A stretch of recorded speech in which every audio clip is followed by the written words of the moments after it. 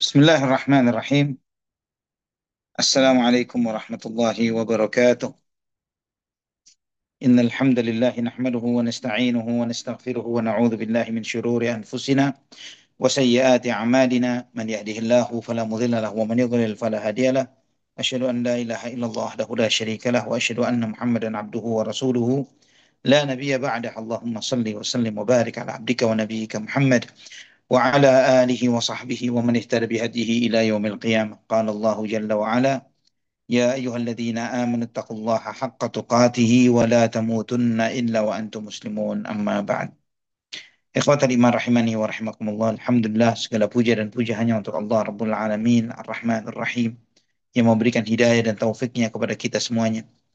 Alhamdulillah, dengan rahmatnya kita masih menjadi hambanya yang di dalam kehidupan ini kita menjalankan perintah-perintah Allah, menjauhi larangan-larangannya. Di dalam kehidupan ini kita diberi taufik dan hidayah oleh Allah Subhanahu wa taala untuk mengenalnya, beriman kepada nabinya, dibuat kita mencintai keimanan itu, dibuat kita ini mencintai untuk menuntut ilmu, dibuat kita mencintai untuk lebih kenal dengan Nabi kita Muhammad sallallahu alaihi wasallam. Perasaan-perasaan baik, kesempatan-kesempatan baik, momen-momen baik yang Allah Subhanahu wa taala mudahkan dan takdirkan bagi kita ini, insya Allah menjadi sebuah tanda-tanda kebaikan yang kita rasakan di kehidupan dunia dan kelak insya Allah di kehidupan akhirat. Yang kita memohon kepada Allah Subhanahu wa taala semoga ini menjadi pemberat catatan amal kita nanti di sisinya. Kita berharap kepada Allah Subhanahu wa taala semoga ini semuanya tercatat sebagai ibadah yang ikhlas karena Allah Subhanahu wa taala dan sebagai bukti benarnya cinta kita kepada Nabi kita Muhammad sallallahu alaihi wasallam. Ikhwatal iman rahimani wa rahimakumullah, melanjutkan kajian kita dari sirah Nabi kita Muhammad sallallahu alaihi wasallam, yaitu kita membahas tentang masih materinya terkait dengan perang Tabuk, ya, di mana kita dalam kesempatan sebelumnya masih membahas beberapa hal terkait dengan persiapan keberangkatan Rasulullah sallallahu alaihi wasallam untuk perang Tabuk ini, bahwa ketika Nabi sallallahu alaihi wasallam beliau telah bersiap diri, maka beliau pun keluar dengan tentara yang cukup besar, yang terdiri atas 30 orang, 30.000 orang. Ya, dan ini ikhwatal iman rahimani wa rahimakumullah adalah salah satu pasukan yang besar yang dikirim oleh Nabi sallallahu alaihi wasallam. Al-Imam Bukhari dan Muslim meriwayatkan dari Ka'ab bin Malik radhiyallahu an bahwa beliau mengatakan, lam atakhallaf an Rasulillah sallallahu alaihi wasallam fi ghazwatin ghazaha qattu illa fi ghazwati Tabuk. Aku tidak pernah tidak hadir di dalam salah satu peperangan Rasulullah SAW kecuali perang Tabuk. Faghazaha Rasulullah SAW fi harratin syadidatin wastaqbala safaran ba'ida. Nabi SAW berperang di musim yang sangat panas dan melakukan perjalanan, menghadapi perjalanan yang sangat jauh.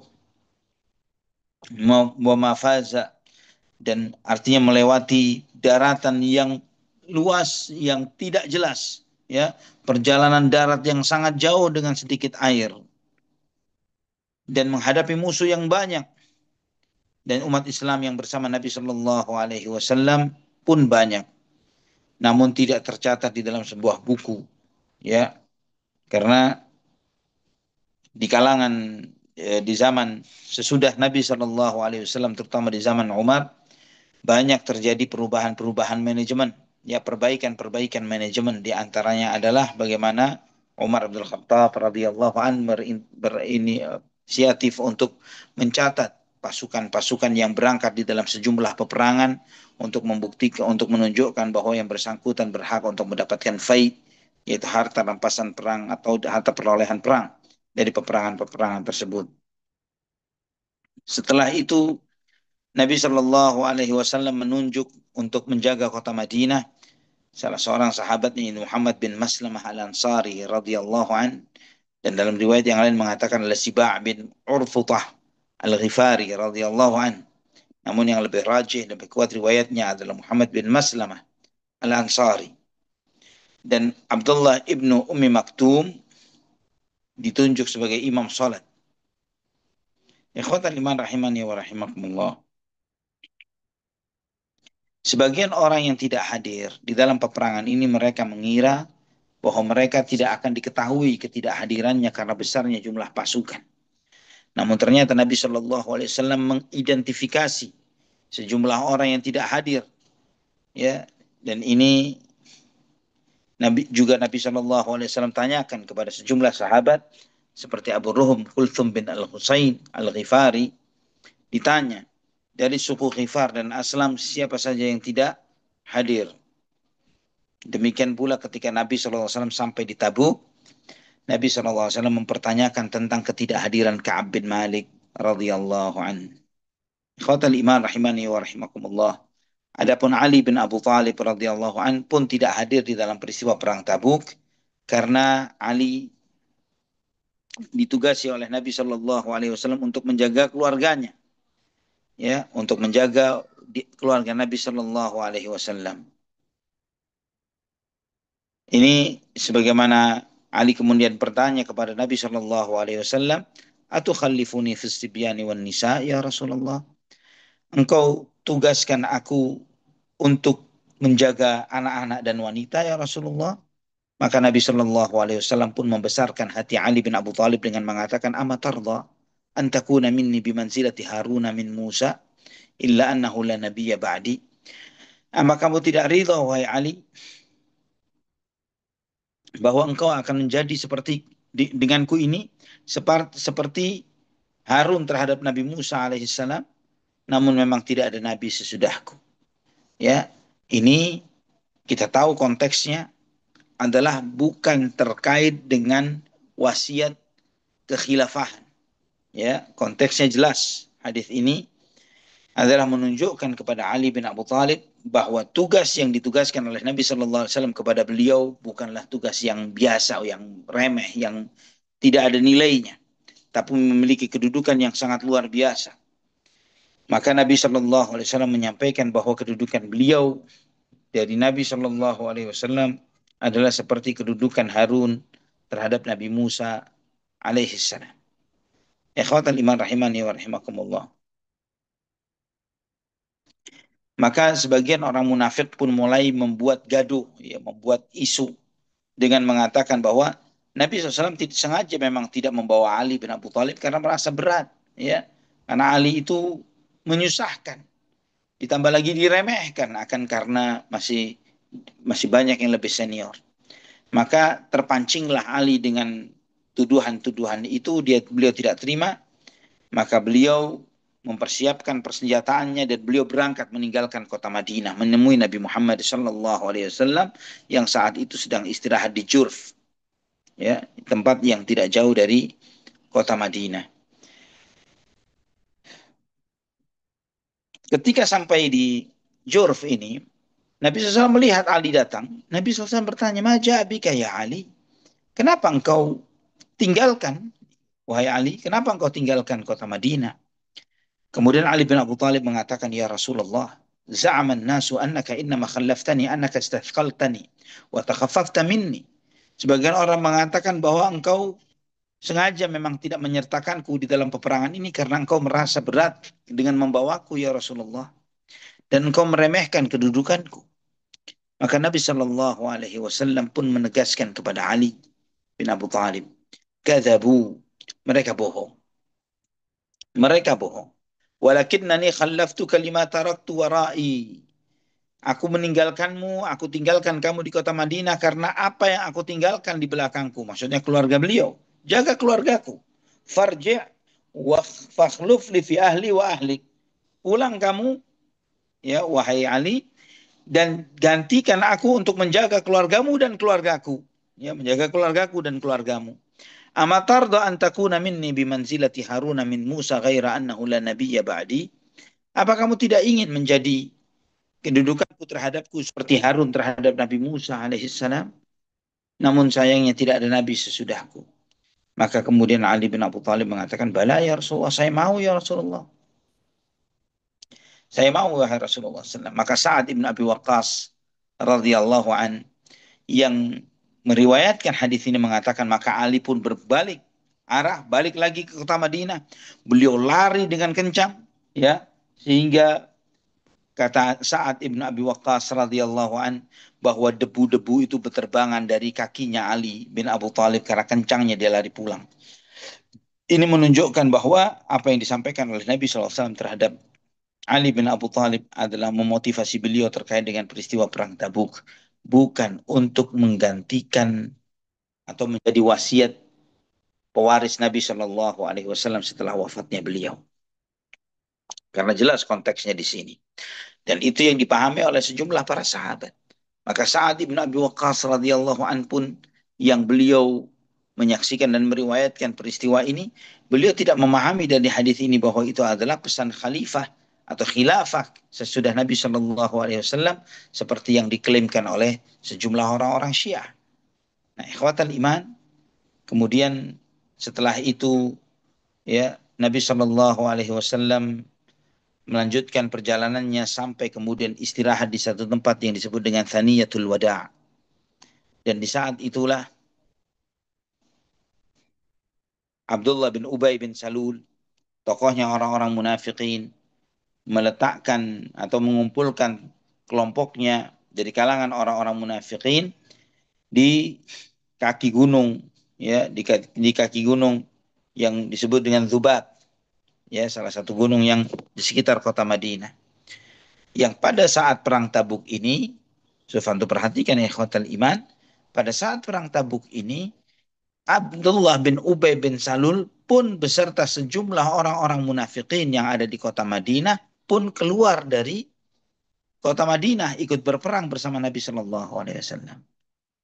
Ya, nah ketika mereka melihat perjalanan yang terlihat berat, terlihat panas, sangat jauh, sangat susah, ya, sangat memberatkan, maka semua orang munafik ini menarik diri, ya, termasuk tokohnya Abdullah bin Ubay, ya. Dia mengatakan, Abdullah bin Ubay mengatakan, yaghzu Muhammadun banil asfar ma'a jahdil hali wal harri wal baladil ba'id ila ma la taqata lahu bihi, bahwa Muhammad memerangi bangsa barat ini, orang bule, dengan kesusahan, panas, perjalanan yang negeri yang jauh untuk menghadapi pasukan yang tidak akan sanggup mereka bisa hadapi. Yahsabu anna qitalahu ma'ahul laib. Dia mengira bahwa peperangan melawan Romawi ini main-main. Wallahi la ka'anni anzuru ila ashabihi muqarranina bil hibal. Demi Allah, aku ini sudah kebayang mereka bakal dijadikan tawanan semuanya ini dengan diikat oleh tali-tali oleh tentara Romawi, ya, untuk menggentarkan Rasulullah Shallallahu Alaihi Wasallam dan para sahabatnya. Nah, ini tidak digubris oleh Nabi Shallallahu Alaihi Wasallam. Itu tidak menggentarkan hati beliau, walaupun Abdullah bin Ubay menarik diri dengan pasukannya meninggalkan rombongan pasukan yang ada. Ikhwatal iman rahimani wa rahimakumullah. Nah, sebelum beliau berjejak meninggalkan Thaniyatul Wada', di sana Nabi Shallallahu Alaihi Wasallam membagi-bagi panji-panji dan bendera-bendera jihad. Bendera yang terbesar diserahkan oleh Nabi Shallallahu Alaihi Wasallam kepada Abu Bakar As-Siddiq radhiyallahu anhu. Bendera yang terbesar untuk Abu Bakar As-Siddiq. Sehingga sebagian ahli sirah mereka mengatakan bahwa mulai dari peristiwa perang Tabuk ini, di mana Nabi Shallallahu Alaihi Wasallam memberikan amanah kepada Abu Bakar bendera terbesar yang paling utama, itu sebagai sebuah pesan, ya, bagi mereka yang bijak dan cerdas. Di situ ada isyarat bahwa Nabi Shallallahu Alaihi Wasallam memberikan hak panji ini, kepemimpinan ini kepada Abu Bakar As-Siddiq radhiyallahu an untuk seluruh kaum muslimin. Dan adapun Az-Zubair bin Al-Awwam radhiyallahu an, beliau memegang panjinya kaum Muhajirin. Usaid bin Hudzair radhiyallahu an memegang panjinya Aus. Al-Hubab ibn Al-Munzir diberi panjinya Khazraj. Dan yang menjadi penunjuk jalan Rasulullah SAW menuju Tabuk, ya, adalah Alqamah ibn Al-Faghwa Al-Khuzai radhiyallahu an. Ya, dia sebagai penunjuk jalan menuju Tabuk, karena memang perjalanan menuju Tabuk perjalanan yang sangat jauh, yang sangat ribet, yang sangat rumit, ya. Tidak ada rambu-rambu jalan seperti zaman sekarang. Ya, tidak ada jalan highway, jalan tol atau jalan yang bebas hambatan. Tidak ada itu semuanya. Ya, mereka keluar dari kota Madinah, mereka menghadapi padang pasir yang sedemikian luasnya. Mereka tidak tahu mereka harus berjalan kemana, lewat kemana. Yang namanya gunung-gunung dan bukit-bukit pasir itu berpindah-pindah sehingga tidak bisa dijadikan sebagai sebuah patokan karena hembusan angin dan lain sebagainya. Sehingga harus benar-benar harus membutuhkan seseorang yang sangat paham untuk pemetaan padang pasir di masa itu untuk menuju ke tempat-tempat mereka tuju. Dan ini ikhwatal iman bukanlah sesuatu yang gampang dan mudah. Abu Khaythamah radhiyallahu anhu.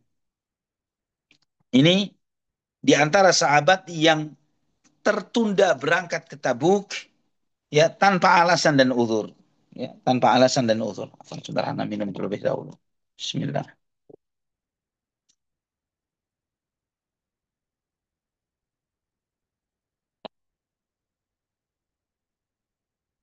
Ikhwafillah rahimani wa rahimakumullah. Setelah Nabi SAW melakukan perjalanan ke Tabuk beberapa hari, di sana Abu Khaythamah, beliau ini memiliki dua orang istri. Ya, beliau pulang dari aktivitas hariannya di hari yang sangat terik dan panas. Dia dapati kedua istrinya masing-masing telah merapikan semacam gazebo ya seperti itu ya dengan gazebonya yang ada di kebun kurmanya Abu Khaythamah. Masing-masing istrinya telah menghias gazebonya masing-masing, memercikkan sejumlah wewangian ke tubuh dan gazebo tersebut untuk memancing Abu Khaythamah ya mendatangi mereka, ya mendatangi istrinya, dan mereka telah menyiapkan air dingin yang sejuk untuk Abu Khaythamah, menyediakan makannya, buah-buahannya untuk menghibur suaminya. Ya, kedua istri Abu Khaythamah ini. Ketika Abu Khaythamah memasuki kebun kurmanya, dia melihat kedua istrinya seperti itu. Dengan semua persiapan yang dia lakukan untuk menyambut sang suami seperti ini, Abu Khaythamah berkata, Rasulullah sallallahu alaihi wasallam fi dhah wal rih wal har wa Abu Khaythamah fi dhillin wa baridin wa ta'amin muhayya'atin wa imra'atin hasna'in fi malihi muqim. Ma hadha bin nasf. Kata Abu Khaythamah, Rasulullah SAW sedang kesusahan. Di tengah panasnya, di tengah angin yang kencang, di tengah terik matahari. Sedangkan Abu Khaythamah di tempat yang teduh dan dingin. Makanan yang tersaji, istri-istri cantik yang siap melayani, dengan harta yang bersama dia. Ini nggak adil. Ini nggak adil. Maka dia pun berkata kepada kedua istrinya, Wallahi la adkhulu arisha wahidatin minkuma hatta alhaqa bi Rasulillah sallallahu alaihi wasallam. Demi Allah, aku tidak akan mendekati kalian berdua sama sekali sampai aku pulang bersama Rasulullah sallallahu alaihi wasallam. Fahayyi ali zada, siapkanlah bekal perangku. Maka kedua istrinya pun menyiapkan bekal perangnya Abu Khaythamah radhiyallahu anhu. Kemudian beliau pun menunggangi kendaraannya, kudanya. Beliau mengejar ke Tabuk untuk mengejar keterlambatan dia. Sampai ketika sudah mendekati Tabuk, di saat itu Nabi SAW sudah sampai di Tabuk. Ada sebagian orang mengatakan, hadza raqibun ala tariqi muqbil. Ini adalah seorang penunggang kuda yang sedang mengarah kemari ya Rasulullah.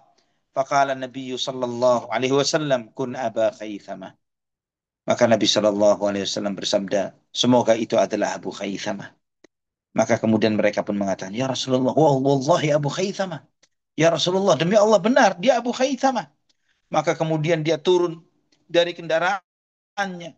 Dia lari menemui Nabi sallallahu alaihi wasallam mengucapkan salam sambil menangis. Sambil menangis. Dan Nabi Shallallahu Alaihi Wasallam bersabda kepada Abu Khaythamah, "Aula laka ya Abu Khaythamah." Ini lebih layak untukmu, hai Abu Khaythamah.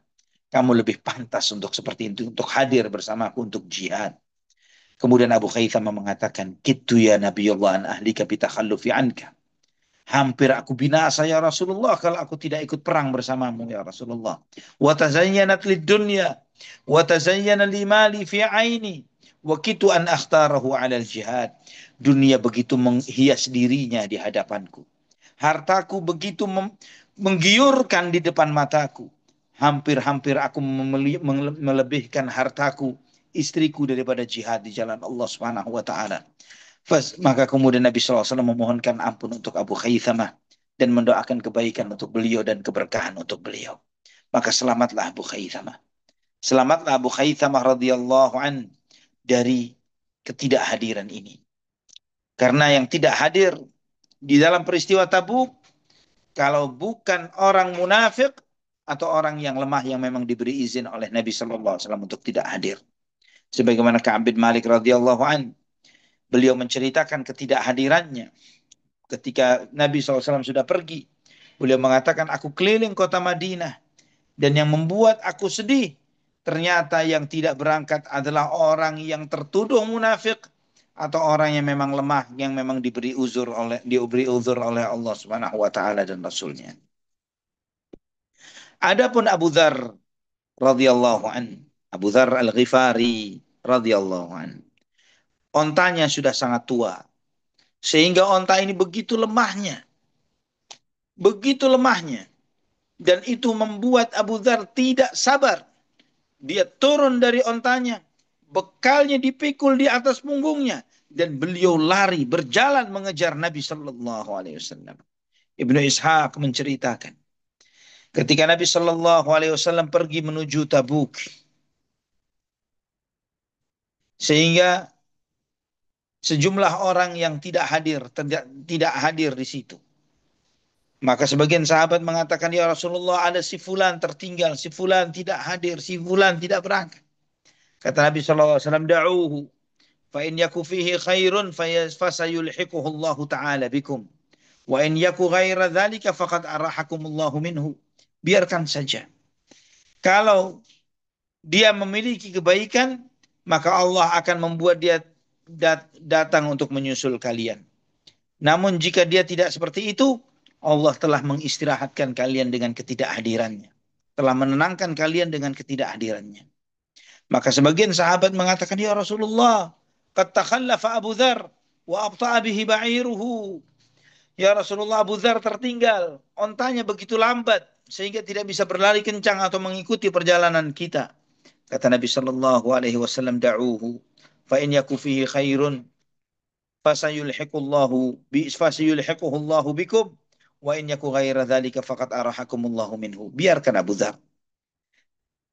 Kalau memang ada kebaikan pada dirinya, maka Allah akan membuatnya menyusul kalian. Namun jika tidak seperti itu, Allah telah mengistirahatkan kalian dari dia. Maka Abu Dzar pun menunggu ontanya. Ditunggu oleh Abu Dzar. Kenapa kok lambat?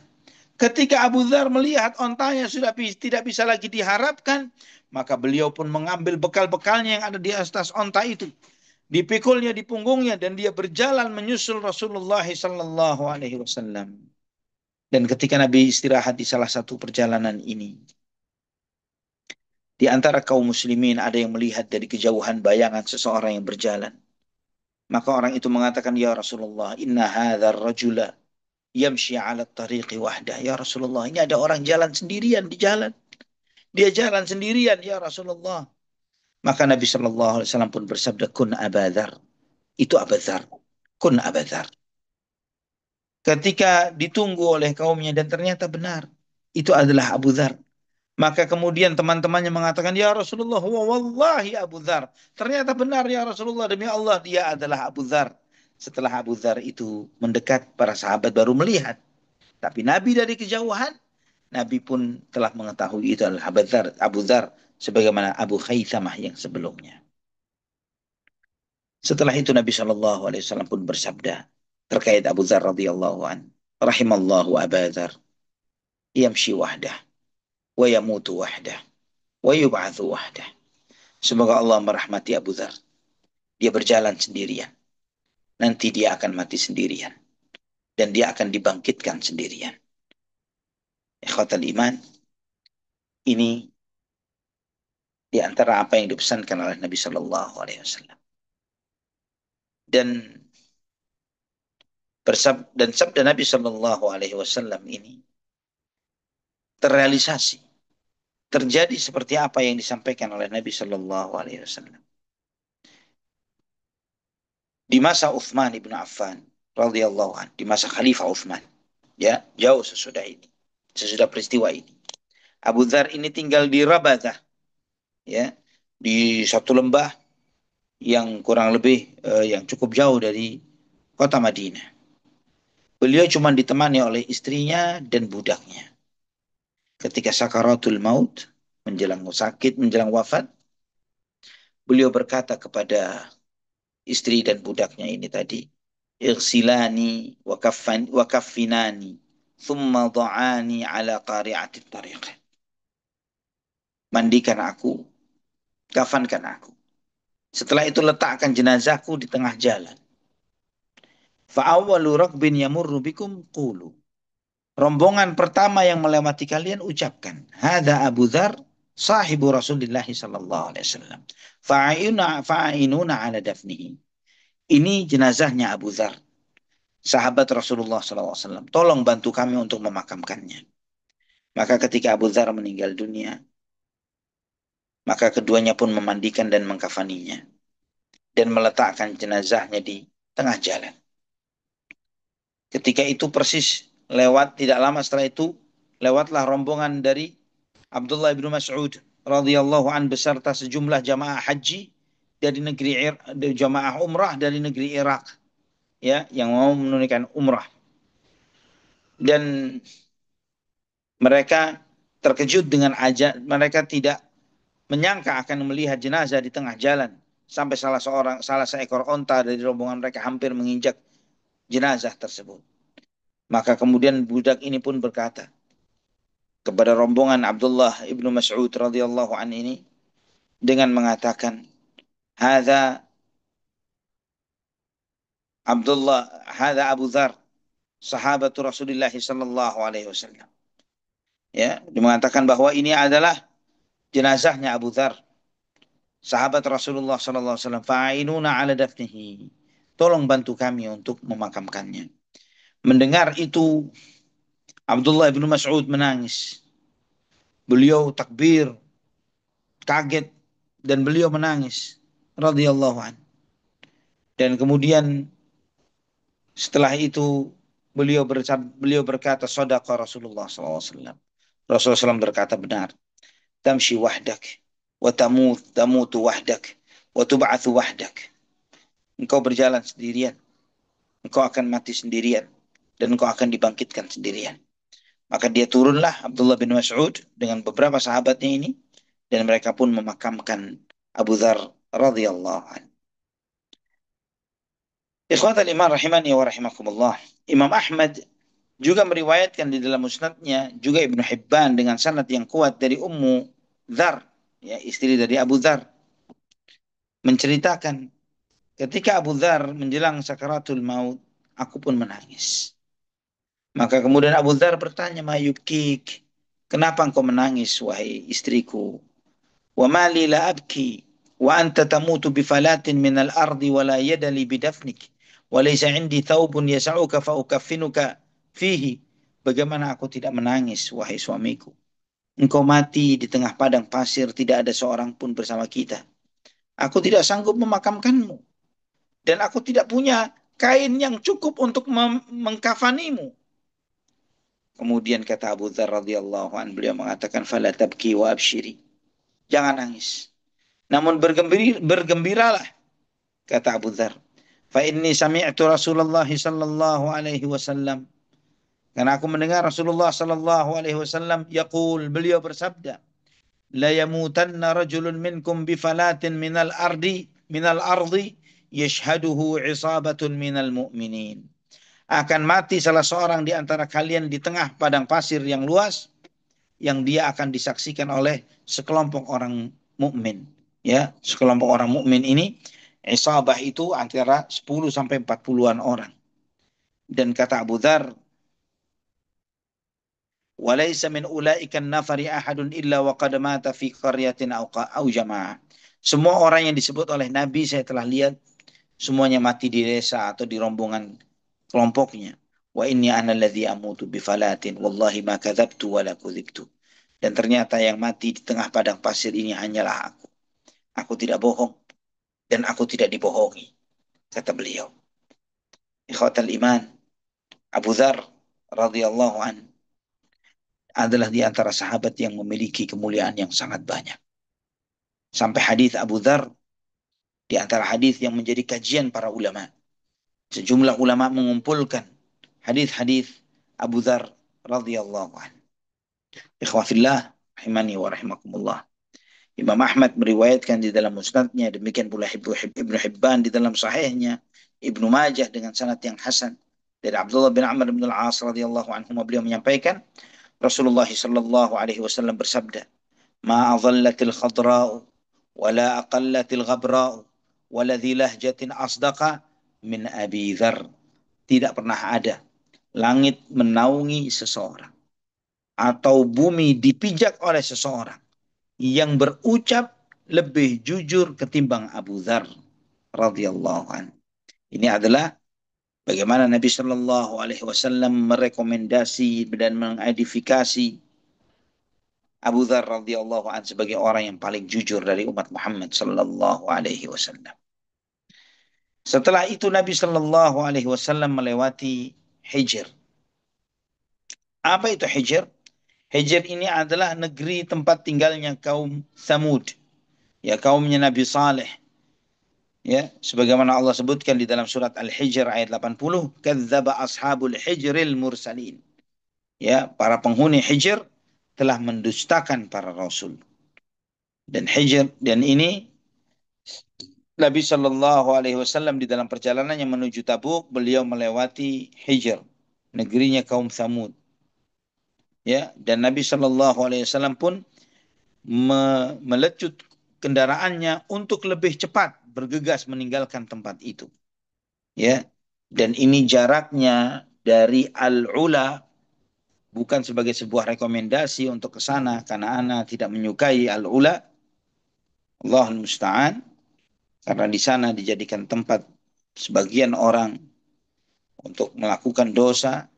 Jadi tidak dalam konteks Al-Ula itu tempat hijr, tapi jarak antara Al-Ula dengan hijr kurang lebih 30 atau 35 kilo kalau tidak salah, wallahu a'lam bishawab. Ya, antara Al-Ula dengan hijr, tentang kaum Thamud ini tadi.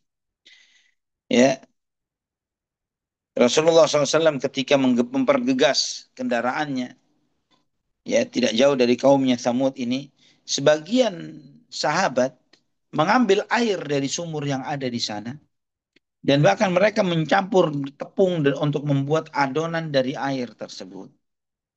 Ketika Nabi Shallallahu Alaihi Wasallam melihat atau mengetahui hal tersebut, beliau bersabda, "La tadkhulu masakin alladhina zalamu anfusahum illa an takunu bakina an yusibakum mithlu ma asabahum." Nabi Shallallahu Alaihi Wasallam bersabda, dan hadis ini sahih dalam Sahih Bukhari dan Muslim, janganlah kalian memasuki kaum yang telah disiksa oleh Allah Subhanahu wa taala, ya, memasuki tempat di mana dulunya tempat tinggalnya kaum yang telah diazab oleh Allah Subhanahu wa taala, kecuali kalian melewati tempat itu di dalam keadaan menangis. Kalau kalian tidak dalam keadaan menangis, jangan kalian memasuki kampung tersebut. Fa inni akhafu an yusibakum mithlu ma asabahum, karena aku khawatir akan menimpa kalian seperti apa yang menimpa mereka. Maka Nabi Shallallahu Alaihi Wasallam memerintahkan untuk tidak minum dari air sumurnya dan tidak memberikan minum dari air itu. Sebagaimana dalam riwayat Bukhari dan Muslim dari hadis Ibnu Umar radhiyallahu anhuma, ketika Nabi Shallallahu Alaihi Wasallam sampai di Hijr dalam peristiwa perang Tabuk, Nabi Shallallahu Alaihi Wasallam melarang untuk minum dari sumurnya, untuk memberi minum darinya, atau yang lainnya. Maka sebagian sahabat mengatakan, pada ajanna minha wastaqaina. Ya Rasulullah, kami sudah membuat adonan tepung dan pun sebagian kami mengambil air minum dari itu. Maka kemudian Nabi Shallallahu Alaihi Wasallam memerintahkan untuk membuang adonan itu dan membuang air yang tersimpan. Adapun adonan yang sudah hampir jadi atau yang jadi diperintahkan untuk diberikan makan kepada binatang. Ikhwatan iman rahimani wa rahimakumullah. Setelah itu Nabi SAW setelah melewati tempatnya kaum Thamud, beliau mengumpulkan sahabatnya, beliau berdiri khutbah.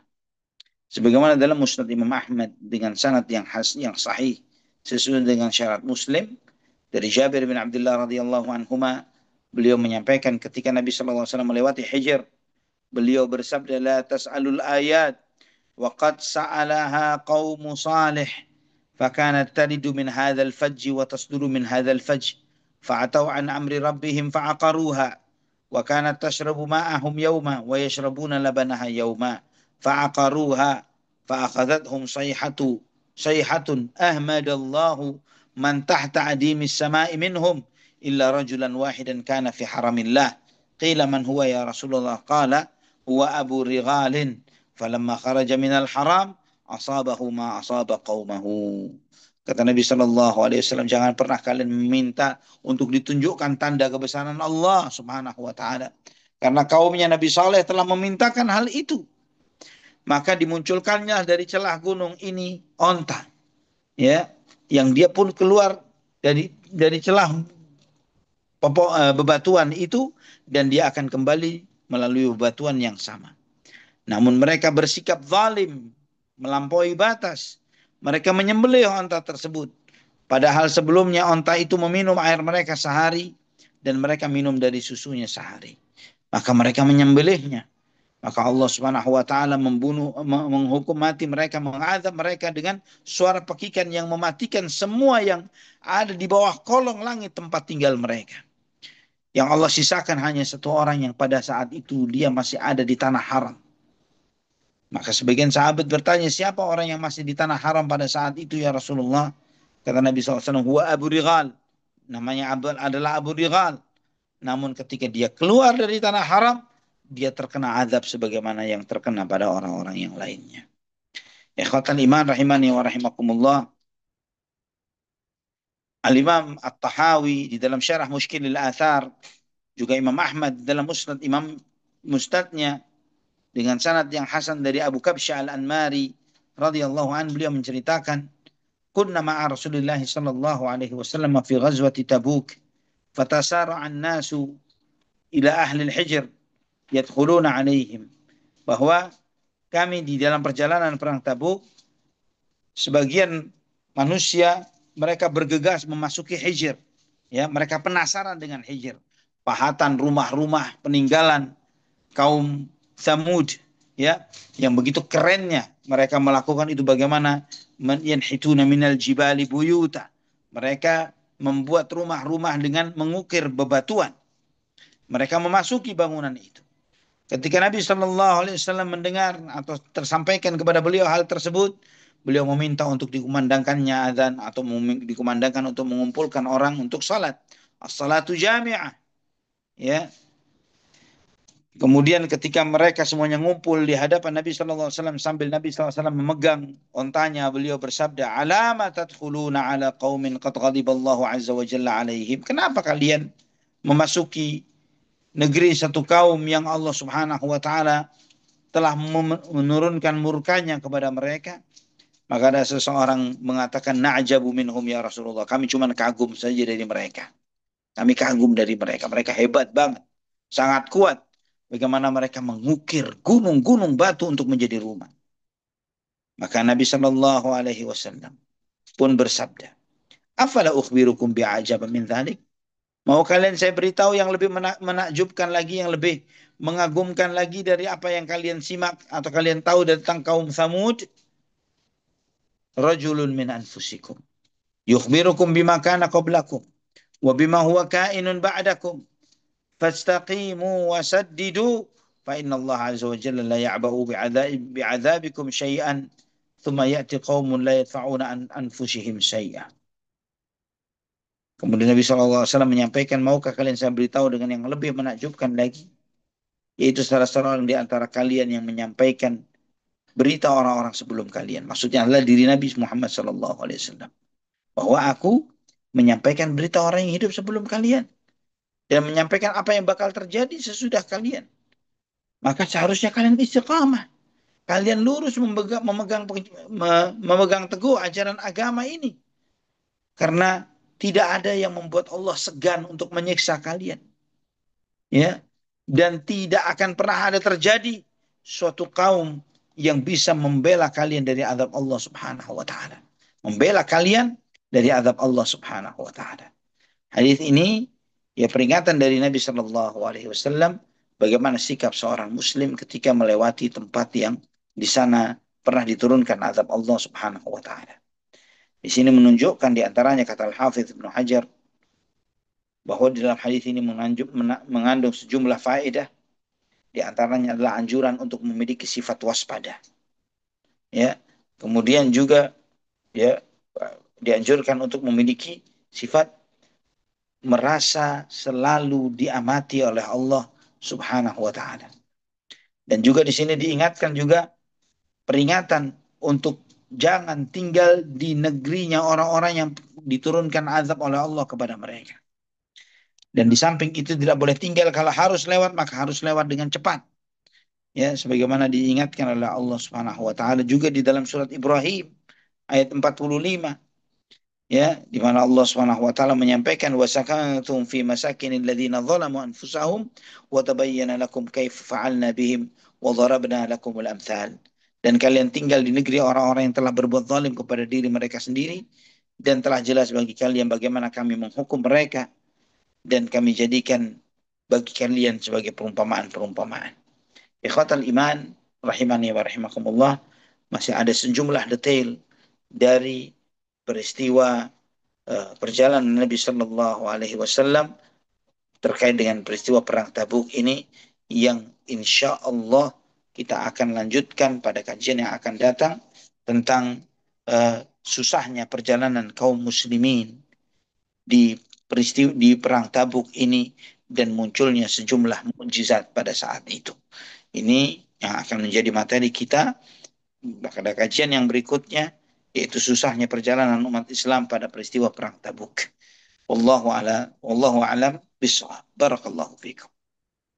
Barakallahu fiik Ustazuna, Masya Allah, sekalian jazakallahu khairan Ustazi atas mengingatnya kepada kita semua untuk senantiasa berdiri mendekat kepada Allah Subhanahu wa taala, kepada Rasulullah SAW, terlebih dari pelajaran peristiwa Perang Tabuk ini yang memberikan banyak hikmah, begitu banyak pelajaran yang dapat kita petik tentang keistiqomahan, kemudian keistiqomahan terhadap pemimpin gitu ya, dan juga Nah, betul sekali tentang jihad merupakan sebuah amalan yang sangat berat sekali, terlebih bagi seorang munafik itu sangat berat sekali untuk melakukan panggilan jihad gitu ya.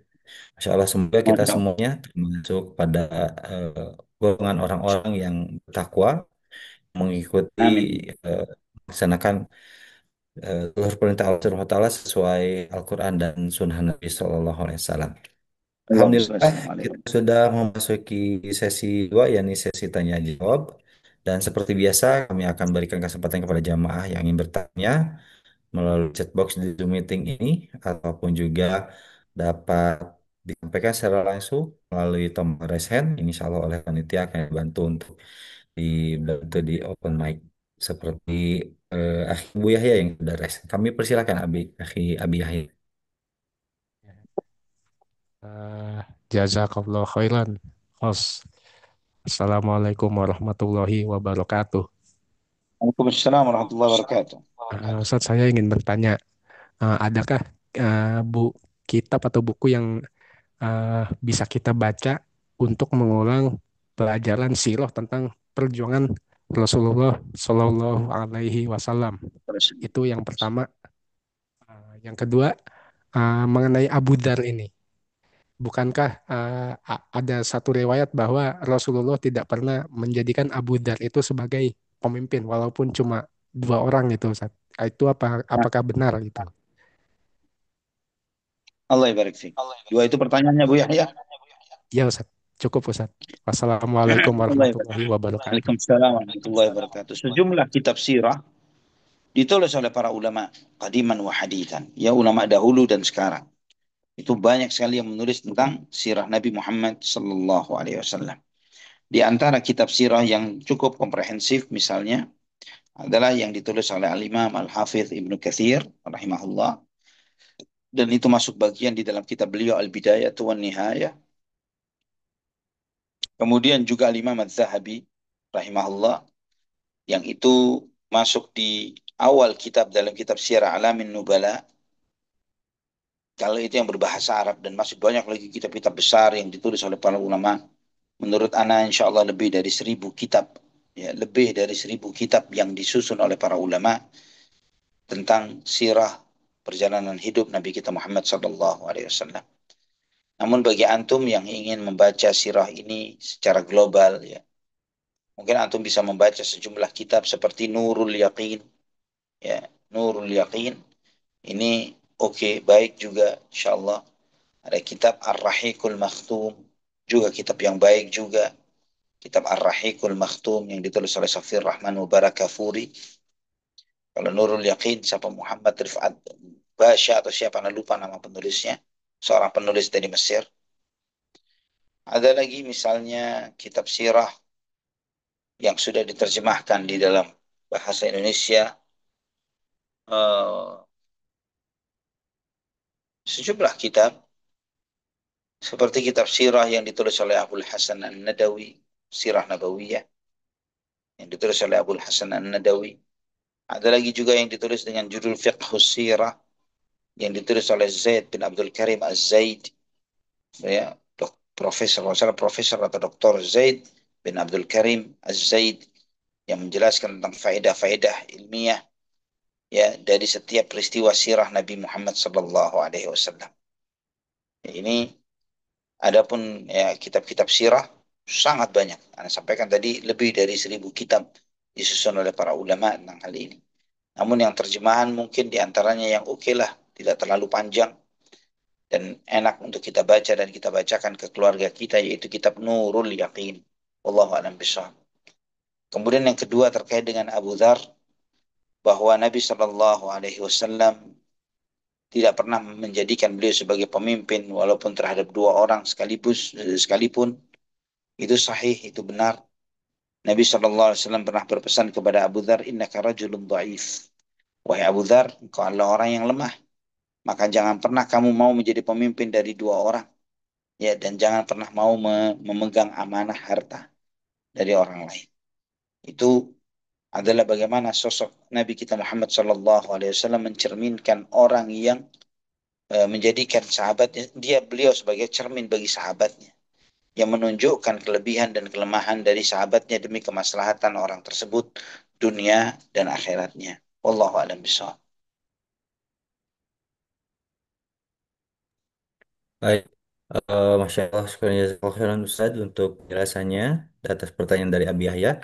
Dari kitab-kitab yang tadi Ustaz sebutkan, apakah ada yang sudah diterjemahkan ke dalam bahasa Indonesia, Ustaz? Nurul Yaqin ada terjemahannya. Ar-Rahiqul Maktum ada terjemahannya. Sirah Nabawiyah Hmm. Abdul Hasan An-Nadawi pun ada terjemahannya. Setahu anak ada terjemahannya. Tapi anak tidak tahu apakah edisi bahasa Indonesia itu masih terbit. Yang Mm-mm. setahu saya Nurul Yaqin dan Ar-Rahiqul Maktum insya Allah di marketplace masih banyak bisa didapatkan. Ya, yang sudah Oh, berbahasa iya. Indonesia.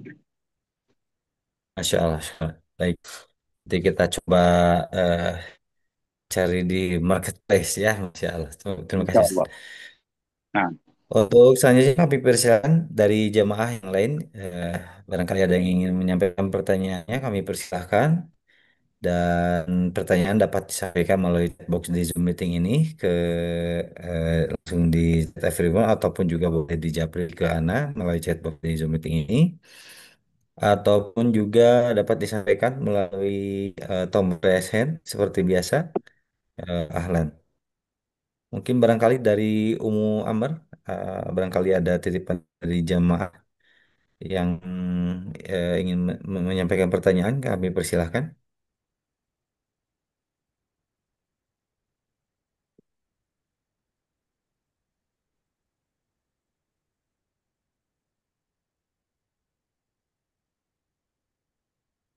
Silakan Umu Amr, barangkali ada titipan pertanyaan dari jemaah.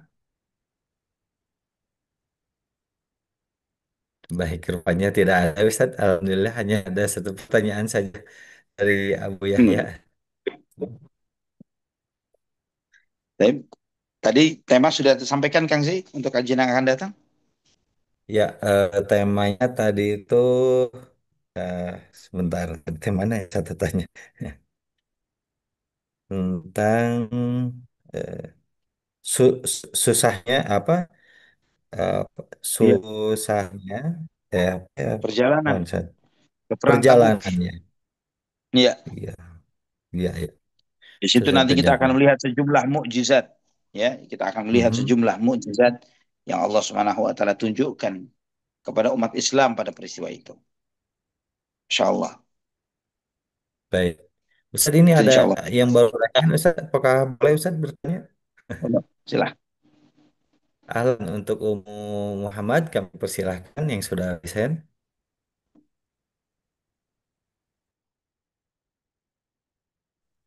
Naam, jazakallah khairan ya host. Assalamualaikum warahmatullahi wabarakatuh, Ustadz. Waalaikumsalam warahmatullahi wabarakatuh. Ahsanallahu ilaikum ya Ustadz.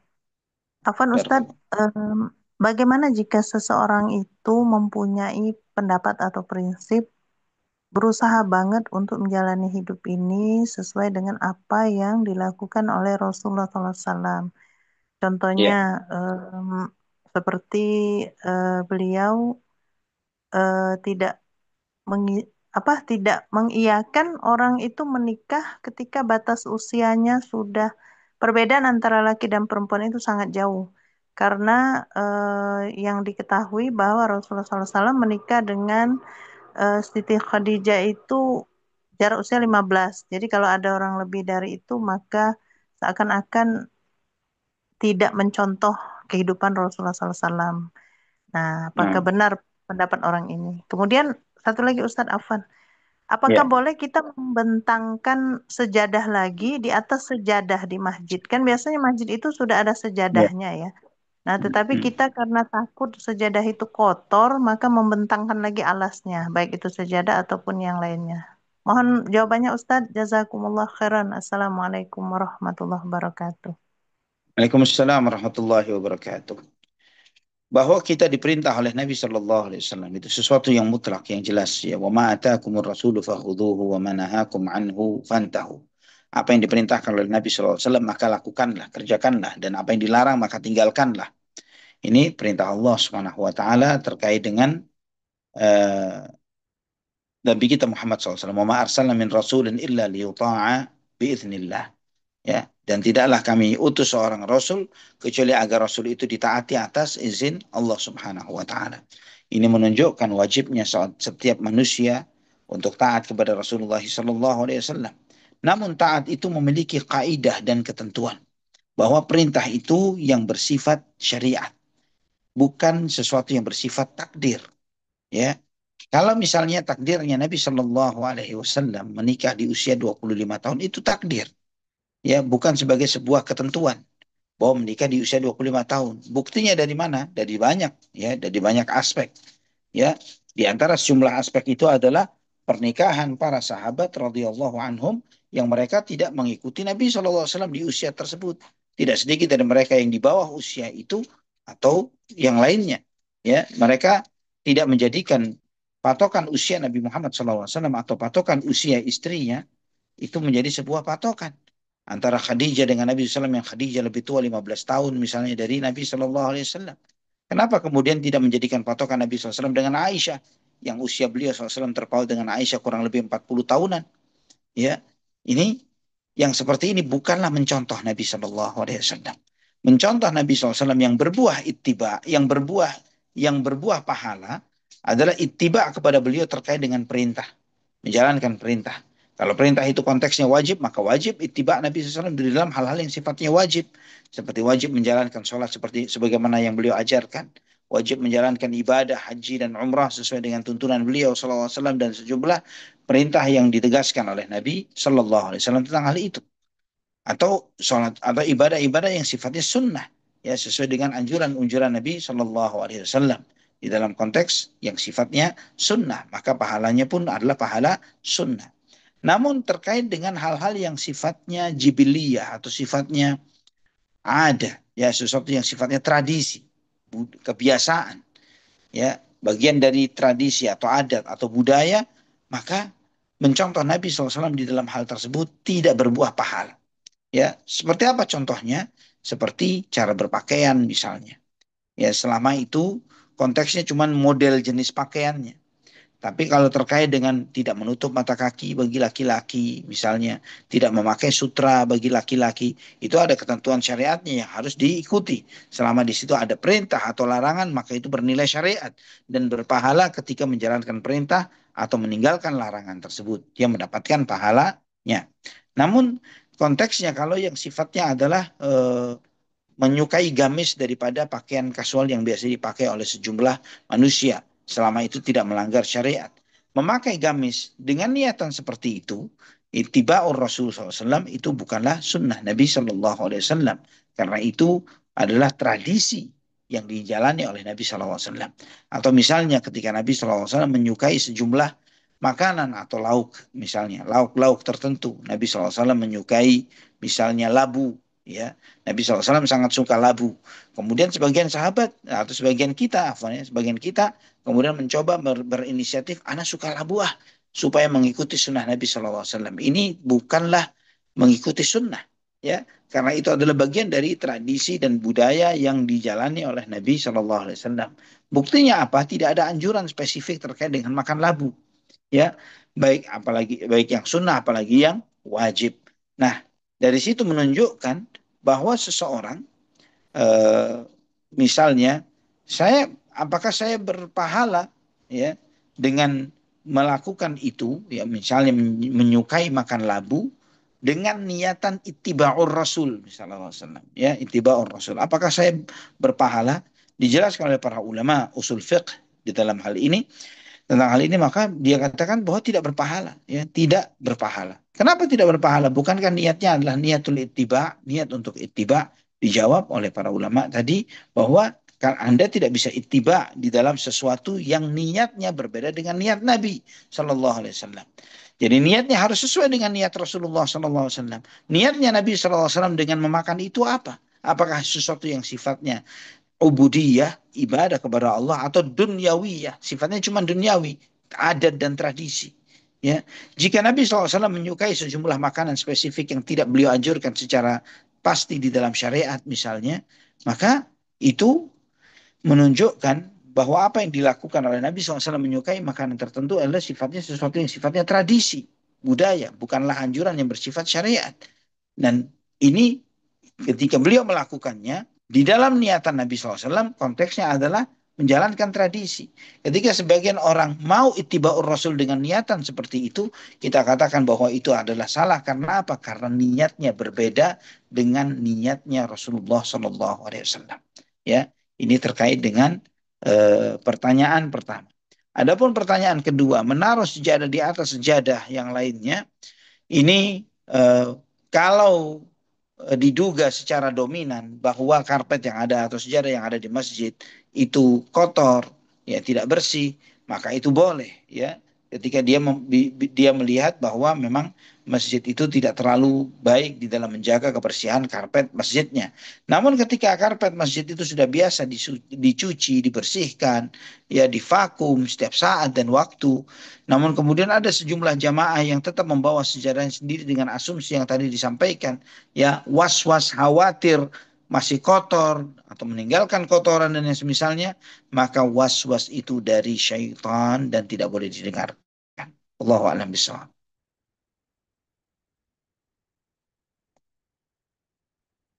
Ya, Alhamdulillah, barakallahu fiik untuk Sazuna atas jawaban-jawaban dari pertanyaan Ummu Muhammad. Selanjutnya di sini sudah ada Ummu Firly yang sudah resen juga. Kami persilakan kepada Ummu Firly.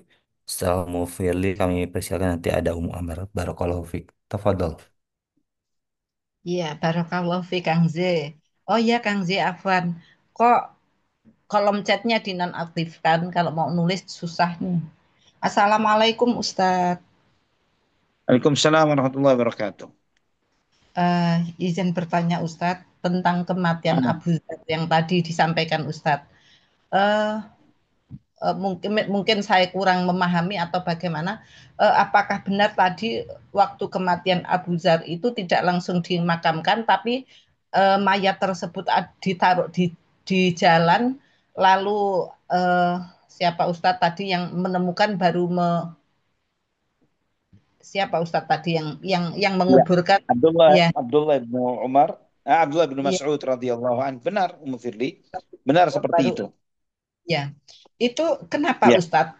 Kok sampai sampai pada akhirnya tidak langsung, padahal orang sesoleh itu kok tidak langsung dikuburkan, qadarullah menunggu Abdullah bin Mas'ud seperti itu Ustadz. Terus yang kedua karena ini, istrinya tidak sanggup. Istrinya dan oh, pelayannya tidak sanggup memakamkannya. Karena cuma berdua saja. oh, waktu itu tidak ada orang lain ketika Ya, kematiannya Abu tidak Dzar. ada orang lain. Tidak ada Oh, orang subhan. lain kecuali istri dan budaknya. Oh, Masya Allah. Nah, terus yang kedua ini Ustadz, Ya, apa ini memang ada sebuah aturan atau anjuran ketika orang yang melakukan umroh atau haji, puncak haji seperti itu, sudah meniatkan umroh atau hajinya itu sebelumnya tidak boleh gosok gigi dan tidak boleh menyisir rambut karena khawatir kalau rambutnya itu rontok sehingga akan membayar dam seperti itu. Ustadz, mohon pencerahannya. Barakallahu fiik. Fiik barakallah. Itu asumsi yang salah juga. Adapun menggosok gigi atau siwak, memakai siwak itu sesuatu yang sangat dicintai oleh Nabi Shallallahu Alaihi Wasallam. Ya, dalam safar atau hadir, ya dalam di kota atau dalam keadaan musafir, atau termasuk juga di saat umrah, haji, bahkan sholat 5 waktu, Nabi SAW sangat membiasakan untuk bersiwak. Maka mengatakan makruh atau tidak baik atau apapun asumsinya ketika sudah berihram adalah asumsi yang sangat batil dan salah, batil bahkan itu. Ya, sikat gigi tidak mengganggu eh, atau bersiwak tidak akan mengganggu kualitas ihram seseorang. Namun terkait dengan menyisir rambut, ya, menyisir rambut tidak masalah. Mencabut yang nggak boleh. Harus dibedakan. Kalau rambut itu rontok bukan karena dicabut, tapi karena ikut sisir misalnya dan lain sebagainya, itu tidak termasuk larangan yang disebut oleh Nabi Shallallahu Alaihi Wasallam. Ya, karena jatuhnya rambut atau rontoknya rambut itu di luar kemampuan orang itu. Beda dengan sengaja mencabutnya. Itu berbeda. Wallahu a'lam bishawab. Oh, Masya Allah Ustadz. Barakallahu fiik. Lah, Baik, apa barakallah. namanya? Atau mungkin ada pasta-pasta gigi tertentu yang tidak dibolehkan untuk menggosok gigi saat saat kita sudah meniatkan umroh atau haji seperti itu, Ustadz. Tidak ada Firly. Karena aroma yang tersisa atau yang muncul dari pasta gigi itu bukan termasuk wewangian yang dilarangkan karena adanya aroma itu bukan sesuatu yang menjadi aspek penyebab pelarangannya, ya. Juga ditambah lagi bahwa kayu siwak itu sendiri beraroma. Wallahu a'lam bishawab. Iya, barakallahu fiik Ustadz. Terus Nah, yang terakhir Afif, Pak. ini tentang tadi kembali kepada itibak Rasulullah. Ya, Ustadz kan kalau kalau labu itu adalah makanan Rasulullah seperti itu sebenarnya itu kan bukan bukan juga iya. sebagaimana orang sekarang banyak memelihara kucing seperti itu Ustadz. Katanya kucing itu juga apa namanya kasih sayangnya Rasulullah. Nah ini mohon ada pencerahan dari Ustadz. Mungkin mereka akan salah persepsi atau bagaimana. Barakallahu fiik jazakallah khairan. Mungkin barakallah. Nah, benar. Ketika seorang memelihara kucing, katanya kucing adalah binatang kesayangan Nabi Muhammad SAW. Ya kita katakan bahwa Nabi mencintai bukan cuma kucing, tapi semua binatang. Nabi SAW ada hadis beliau menyukai keledai, dalam arti mengusap keledai yang menangis, yang mengeluh kepada Nabi SAW. Nabi SAW juga ada seekor onta yang pernah juga seperti itu oleh Nabi SAW. Juga Nabi SAW memperingatkan sebagian sahabat yang memainkan anak seekor burung yang dipisahkan dari induknya dan mengingatkan bahwa itu adalah suatu yang tidak baik dan kezaliman. Dan banyak lagi riwayat, tapi secara spesifik tentang kucing dan mencintai kucing tidak pernah Anda tahu. Anda tidak pernah mengetahui adanya sebuah nas atau riwayat yang menyebutkan Nabi SAW secara spesifik mencintai kucing atau misalnya memelihara kucing yang seperti itu, ana tidak tahu menahu tentang hal ini. Dan juga tidak ada anjuran spesifik dari Nabi Shallallahu Alaihi Wasallam untuk pelihara kucing. Ya, maka berasumsi bahwa memelihara kucing bagian dari sunnah ini adalah asumsi yang salah. Wallahu a'lam bishawab. Barakallah fiik, jazakallah khairan. Wa jazakillahi khair. Baik, Insya Allah setelah pertanyaan dari Umu Firly, selanjutnya kami persilahkan pertanyaan dari Umu Amr di Amerika. Tafadhol, Umu Amr. Iya Kang Zai, jazakumullahu khairan. Afwan Ustadz, mungkin Nah, sudah agak larut, tapi kalau dimungkinkan ada beberapa pertanyaan. ahlan wa sahlan wa ma. Iya Ustadz. Yang Nah, pertama Ustadz, Assalamualaikum warahmatullahi wabarakatuh. Waalaikumsalam Ahsanallahu warahmatullahi ilaikum.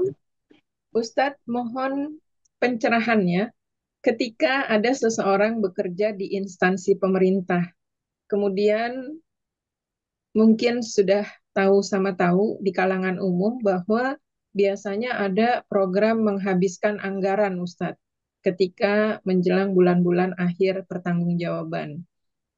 Nah, Dan anak buah biasanya disuruh membuat pertanggungjawaban yang sebenarnya tidak sesuai dan kita juga sudah tahu. Dan uangnya ada kelebihannya, Ustadz. Tapi disuruh menghabiskan dalam laporan uangnya selesai habis. Setelah itu anak buahnya dapat bonus Ustadz dari uang tersebut dibagi-bagi oleh pimpinannya. Apakah uang yang diterima ini haram hukumnya? Atau bagaimana yang harus dilakukan Ustadz? Jazakumullahu khairan.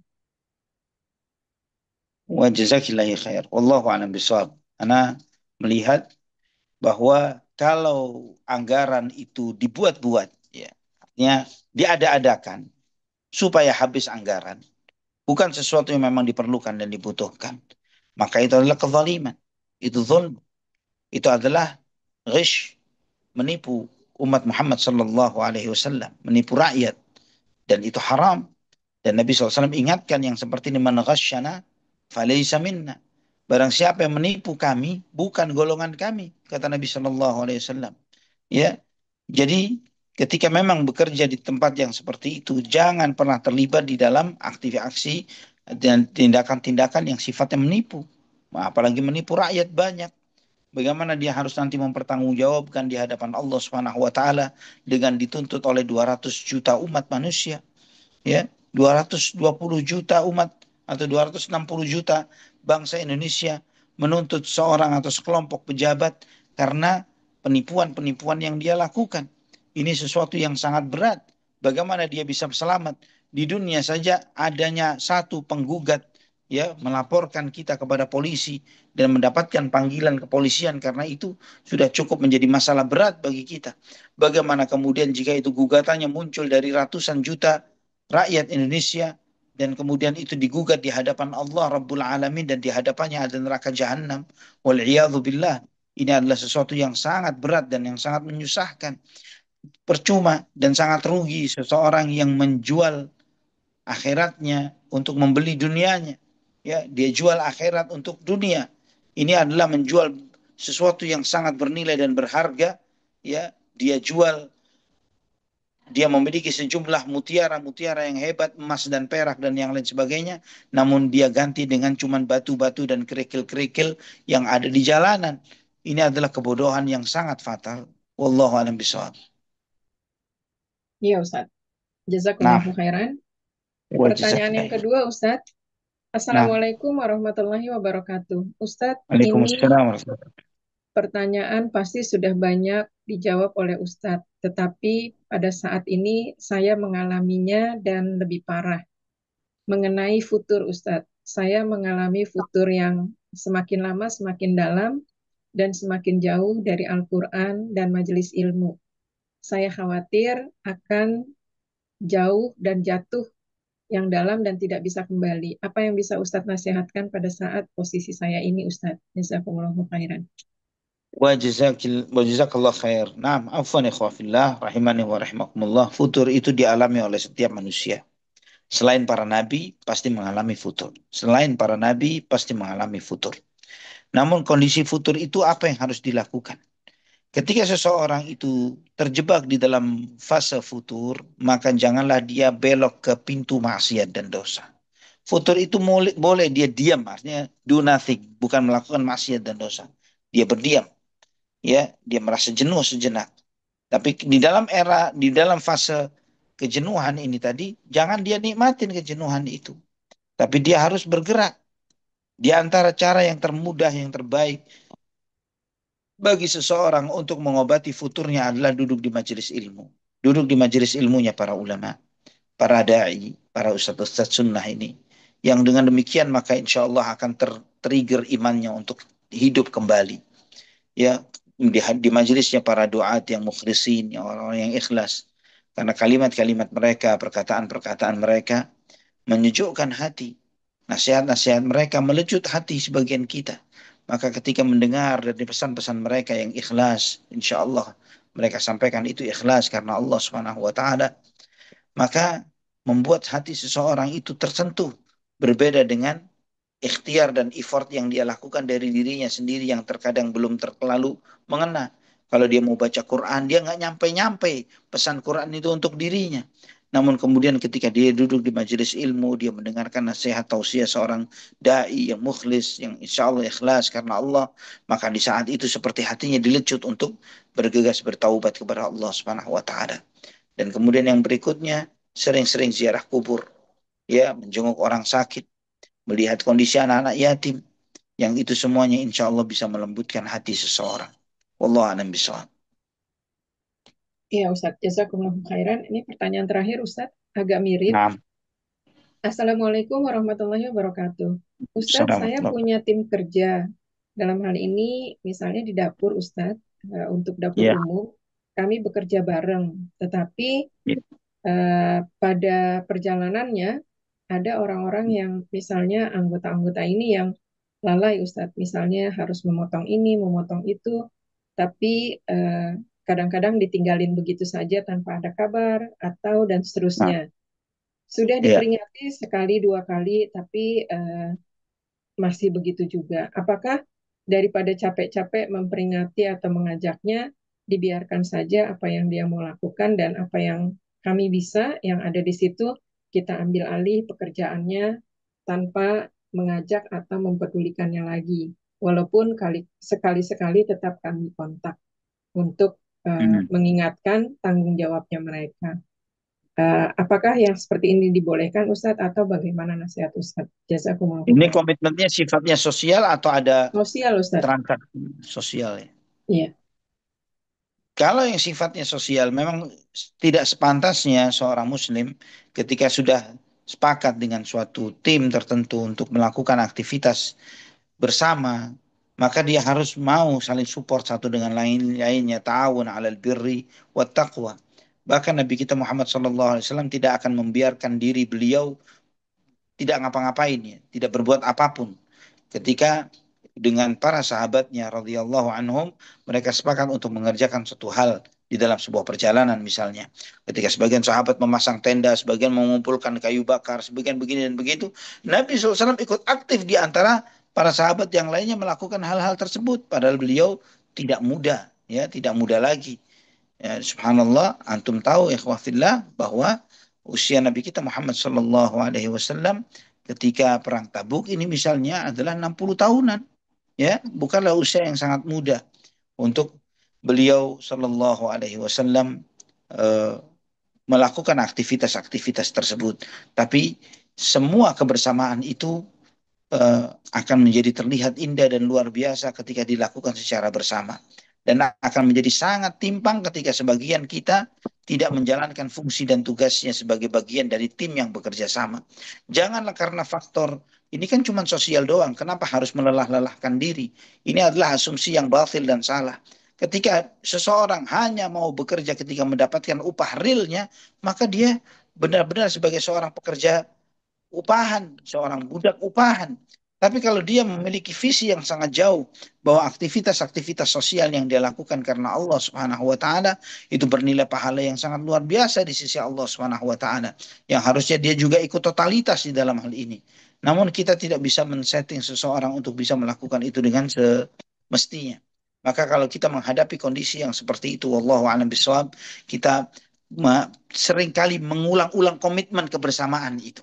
Ya, mengulang-ulang komitmen kebersamaan dan otomatis itu dilakukan oleh kepala, oleh leader dari tim tersebut. Ingat, walaupun ini sosial, kita mengharapkan pahala dari Allah SWT. Ingat bahwa ini tidak akan bekerja kecuali dengan aktivitas dan kesungguhan dari antum-antum masing-masing antum semuanya yang bekerja di divisi-divisi dan bidang-bidangnya. Tolong perhatikan ini, lakukan ini dengan sebaik-baiknya karena Allah Subhanahu wa taala terus diingatkan yang seperti itu untuk memotivasi tim yang lain yang sudah bekerja dengan baik dan juga mengingatkan mereka yang belum bekerja dengan baik. Wallahu a'lam bishawab. Ya Ustadz, Masya Allah. Jazakumullahu khairan Ustadz. Wafikum Wa barakallah. jazakillahu khair. Nah.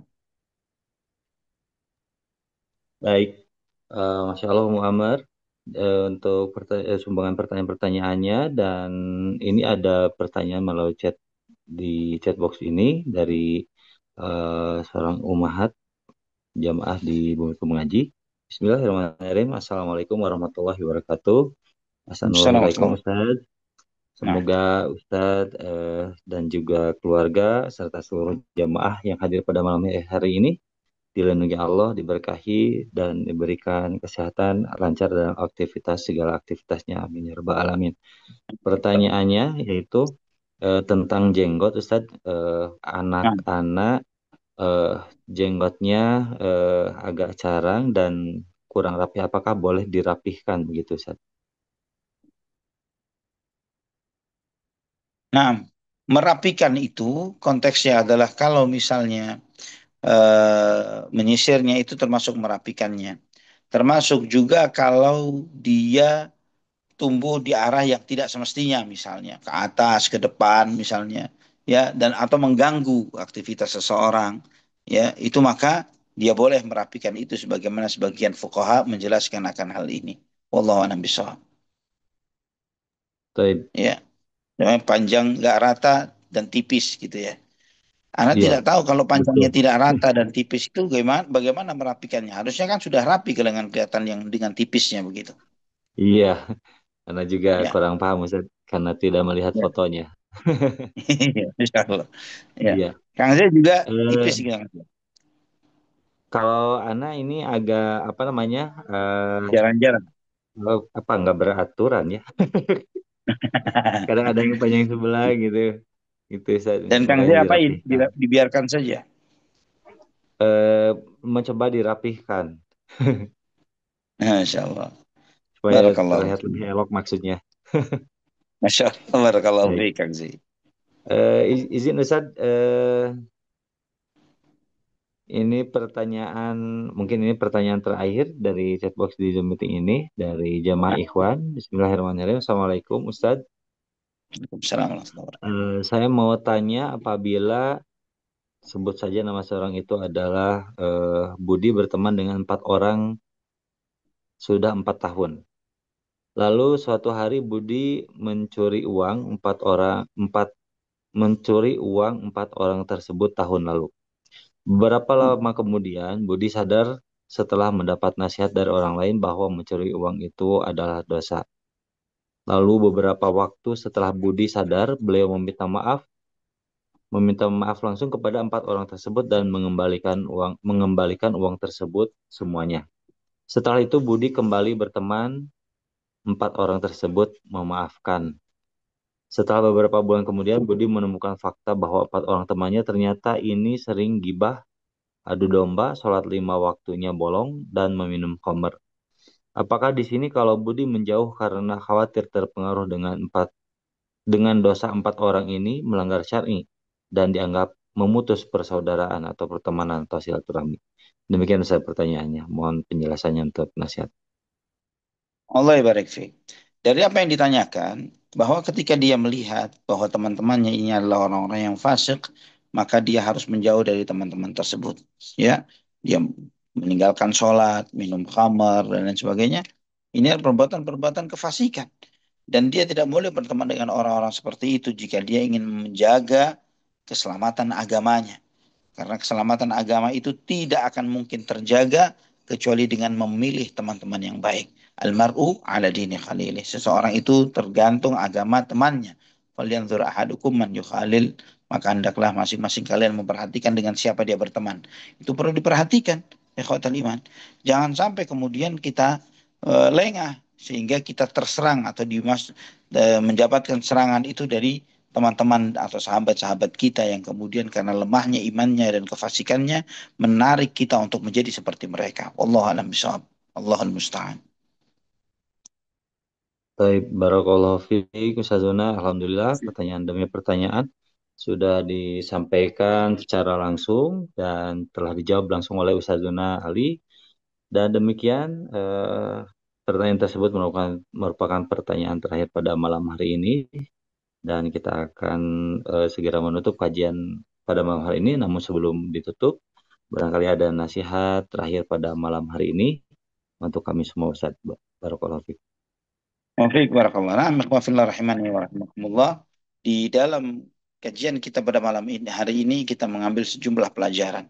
Bagaimana para sahabat radhiyallahu anhum, mereka juga mengalami futur. Ya, ya, ketika sebagian sahabat yang kemudian mereka kok lebih enak nggak berangkat jihad ya daripada berangkat jihad. Ya, dengan hiburan yang ada, dengan kesejukan, dengan kenikmatan yang ada. Namun mereka melihat bagaimana saya merasa futur ini saya nikmatin di saat yang bersamaan Nabi Shallallahu Alaihi Wasallam dengan segala kesusahannya dan kepenatannya. Ya, dan juga bagaimana para sahabat radhiyallahu anhum untuk melecut diri mereka untuk menjadi manusia yang lebih baik dan lebih baik terus. Mereka terus mengingat akan titik-titik lemah dalam hidupnya, mereka menyesali akan hal itu, mereka bertaubat dari hal tersebut dan mereka berusaha untuk menjadi manusia yang lebih baik. Wallahu a'lam bishawab. Baik, Alhamdulillah. Jazakumullah khairan Ustazuna atas nasihat-nasihatnya, kemudian juga penjabaran dari kajian kita pada malam hari ini. Dan semoga dari setiap kajian yang kita ikuti itu dapat memberikan semangat kepada kita semua, semangat untuk berjihad, semangat untuk berthalabul ilmi, kemudian juga semangat untuk beribadah, terlebih mengkaji ilmu syar'i, dan mudah-mudahan Allah SWT memasukkan kita ke dalam jannahnya kelak. Amin ya rabbal alamin.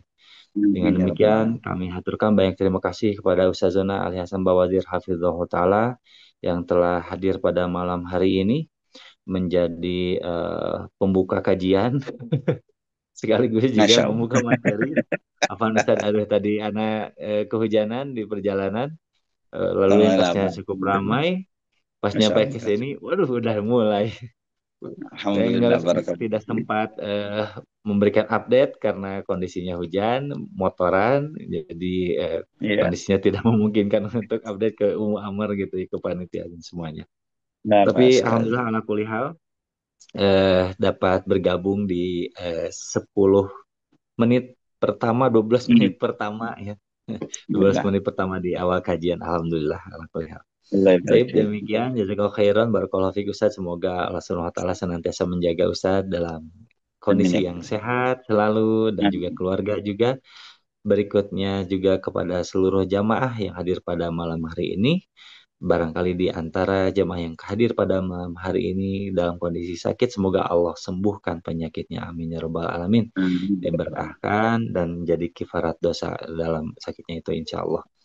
Demikian barakallahu fikum, hatur nuhun, terima kasih banyak atas kehadirannya semuanya, dan mohon maaf atas segala kekhilafan apabila ada yang kurang berkenan dari memandu kajian, memandu pertanyaan, ataupun juga dari pelayanan. Semoga Allah SWT memberkahi kehidupan kita, ilmu kita, kesehatan kita, harta kita, dan insya Allah kita akan bertemu kembali di kajian-kajian berikutnya bersama Bumiku Mengaji. Barakallahu fikum, kita pungkas dengan doa kifaratul majelis.